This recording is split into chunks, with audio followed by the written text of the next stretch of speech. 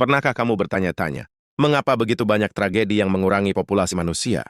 Terjadi berulang kali dalam sejarah?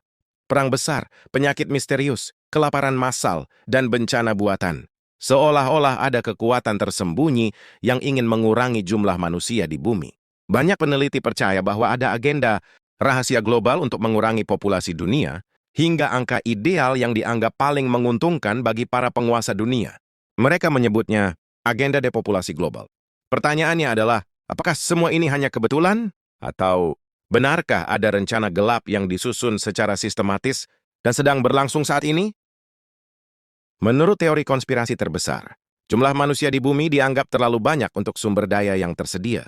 Para elit global percaya bahwa bumi tidak mampu bertahan jika populasi terus meningkat.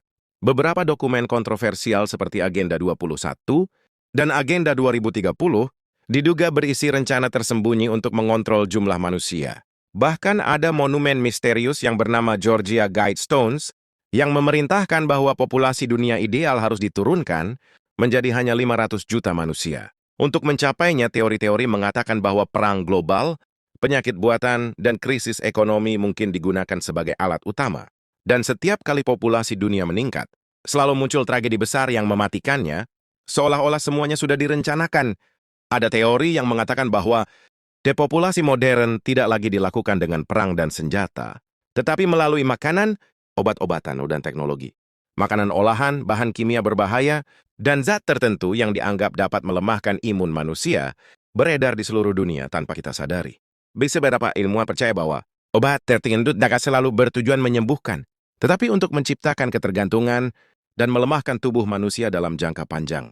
Diambat dengan teknologi baru seperti manipulasi genetik dan rekayasa biologis yang dapat digunakan untuk mengontrol dan mengurangi populasi dunia. Jika manusia bisa dikendalikan melalui kesehatan, maka jumlah mereka juga dapat diatur kapanpun dibutuhkan. Dalam sejarah, setiap krisis besar selalu menghasilkan korban jiwa massal. 2 perang dunia, wabah flu Spanyol, pandemi modern, kelaparan dan kekeringan buatan, serta bencana kimia dan nuklir.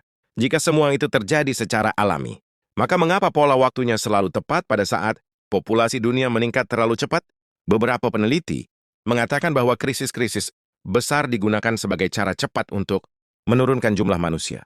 Dan setelah setiap tragedi selalu muncul teknologi baru, aturan baru, dan kebijakan global baru. Seolah-olah krisis bukan akhir, tetapi alat-alat untuk menciptakan dunia yang lebih mudah dikendalikan. Tujuan akhir teori ini adalah untuk menciptakan dunia dengan jumlah manusia yang lebih sedikit dan mudah dikelola. Satu pemerintahan global, satu mata uang digital, dan satu sistem identitas digital untuk mengawasi semua orang.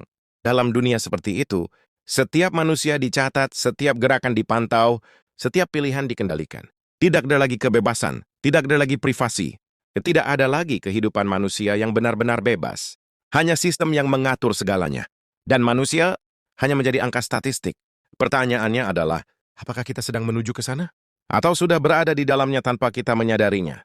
Jadi sekarang, setelah semua yang kamu dengar, apakah menurutmu krisis dan tragedi dunia terjadi secara alami? Atau apakah semua itu direncanakan dengan tujuan tersembunyi? Apakah ini hanya cerita fiksi? Atau apakah rencana depopulasi dunia benar-benar sedang berjalan sekarang? Karena jika ini benar, maka masa depan manusia tidak lagi berada di tangan kita. Bagaimana menurutmu? Apakah ini kebetulan atau kebenaran yang disembunyikan? Tulis pendapatmu di komentar dan beritahu apakah kamu percaya atau tidak.